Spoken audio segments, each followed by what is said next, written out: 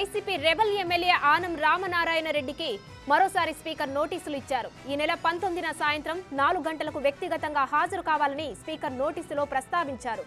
ఇదే చివరి నోటీస్ అని, సమావేశానికి హాజరు కాకుంటే నిర్ణయం తీసుకుంటామని తెలిపారు.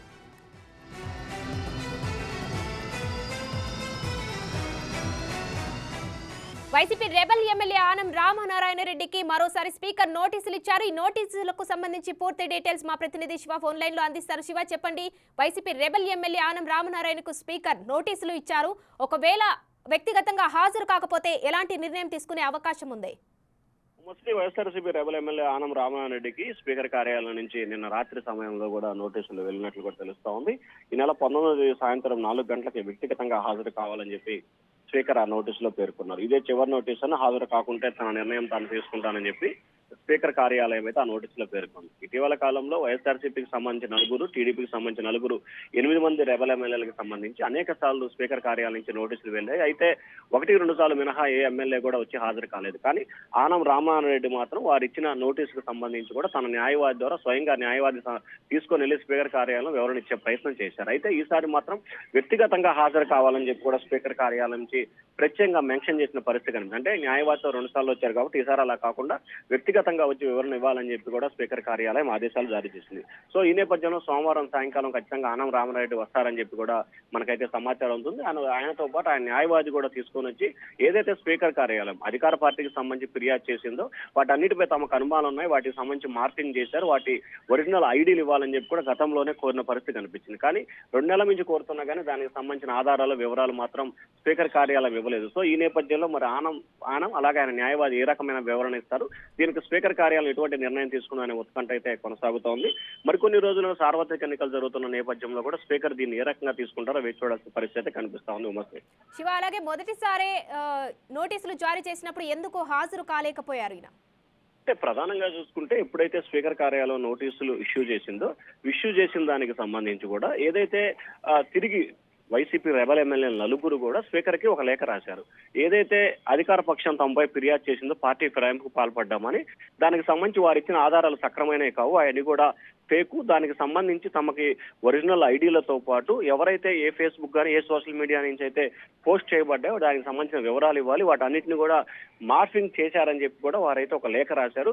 ఆ లేఖకి స్పీకర్ కార్యాలయం నుంచి ఎటువంటి స్పందన రాలేదు. ఈ నేపథ్యంలోనే వారు ఏపీ హైకోర్టులో ఒక హౌస్ మోషన్ పిటిషన్ కూడా దాఖలు చేశారు. ఆ పిటిషన్ కి సంబంధించి కూడా విచారణ జరుగుతుంది. ఈ నెల 26వ తేదీన మరోసారి విచారణ వాయిదా పడింది కాబట్టి ఈ నెల 26వ తేదీన దీనికి సంబంధించి ఏపీ హైకోర్టు ఎటువంటి నిర్ణయం తీసుకుంటుందనే ఉత్కంఠ కొనసాగుతుంది. సో న్యాయస్థానాన్ని ఆశ్రయించిన నేపథ్యంలోనే రెబల్ ఎమ్మెల్యేలు స్పీకర్ విచారణకి గతంలో హాజరు కాలేదని చెప్పి కూడా ఆ పార్టీ నేతలు అయితే చెప్తున్న పరిస్థితి కనిపిస్తా ఉంది. మరి ఈసారి అయితే అప్పటికి కూడా 3 శాసనసభ్యులు సంబంధించి కూడా రానప్పటికి కూడా ఆనం మాత్రం 2 సార్లు తన న్యాయవాది ద్వారా వచ్చి వివరణ ఇచ్చే ప్రయత్నం అయితే చేసిన పరిస్థితి కనిపించింది. సో మరి ఆనం రామనారాయణ రెడ్డి ఎల్లుండి ఆయన వచ్చి విచారణకు హాజరు అవుతారా లేదా, హాజరైతే ఎటువంటి వివరణ ఇస్తారు, దానికి స్పీకర్ సంతృప్తి చెందుతారా లేదా అనే ఉత్కంఠ అయితే కొనసాగుతా ఉంది. ఉమశ్రీ, ఈ నోటీసులకు సంబంధించి మరి ఆనం స్పందించారా శివ?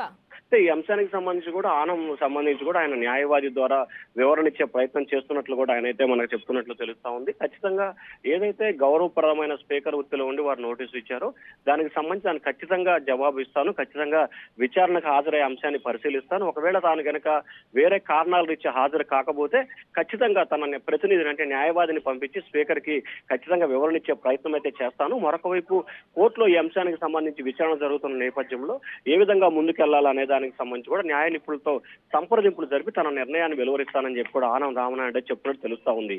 ఉమశ్రీ, ఆనం అనుచరులు ఏమంటున్నారు శివ దీనిపై?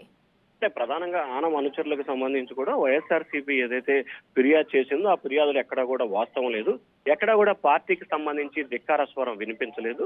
అలాగే పార్టీకి సంబంధించి విధి విధానాలు ఏదైతే అనర్హత వేటుకు సంబంధించి ఉన్నాయో వాటన్నిటికి సంబంధించి ఎక్కడా కూడా దాన్ని ధిక్కరించిన దాఖలాలు లేవు. వైఎస్ఆర్సీపీ చేసిన ఫిర్యాదులు కానీ లేకపోతే వైఎస్ఆర్సీపీ ఇచ్చిన సాక్ష్యాధారాలు కానీ పూర్తి స్థాయిలో అవన్నీ కూడా ఫేకు. నిజమైనవి అయితే వాటన్నిటికి సంబంధించిన ఐడీలతో పాటు వాటికి సంబంధించిన వివరాలు తాము ఇవ్వమని అడిగాము, కానీ వివరణ అడిగి 2 నెలలు గడుస్తున్నా కానీ ఎప్పటికి కూడా ఇవ్వలేదు. కాబట్టి ఖచ్చితంగా స్పీకర్ కి ఈ అంశానికి సంబంధించి తమపై అనర్హత వేటు వేసే అవకాశం అవసరం ఉండదు. మరి అధికార పార్టీ నేతలు ఒత్తిడి చేస్తే దాన్ని ఏ రకంగా తీసుకుంటారో చూడాల్సిన పరిస్థితి కనిపిస్తా ఉంది. మరొక వైపు రాజ్యసభ ఎన్నికల్లో టీడీపీ పోటీ చేస్తే వైఎస్ఆర్సీపీకి ఇబ్బంది అవుతుందనే నేపథ్యంలో ఆగమేఘాల మీద ఈ నోటీసులు ఇచ్చారు కాబట్టి తాజాగా టీడీపీ కూడా పోటీలో చేయట్లేదు. వైఎస్ఆర్సీపీ సంబంధించిన 3 రాజ్యసభ్యులు కూడా ఏగ్రం అయ్యే అవకాశం కనిపిస్తా ఉంది కాబట్టి స్పీకర్ కార్యాలయం కూడా దీనిపై పెద్దగా జోక్యం చేసుకునే అవకాశం ఉండబోతుందని చెప్పి కూడా వారైతే ఆశిస్తా ఉన్నారు. ఉమ్మశ్రీ. Right, thank you Shiva.